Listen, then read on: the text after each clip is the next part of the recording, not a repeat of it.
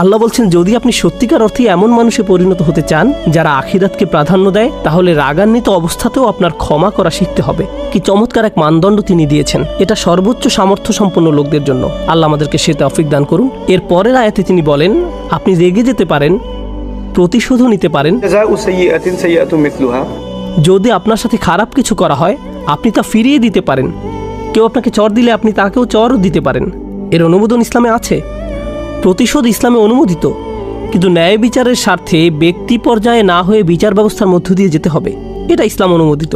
কিন্তু আল্লাহ বলেন, আপনি যদি এখনও সুন্দরভাবে ক্ষমা করতে, ফামান আফা আও আসলাহা, এবং সম্পর্ক সুন্দরভাবে পুনঃস্থাপন করতে পারেন, শুধু রাগ দমন নয়, ক্ষমা করতে পারেন, তবে কি পুরস্কার পাবেন? আমি কেন প্রতিশোধ নিব যখন আমার ক্ষমা করা উচিত?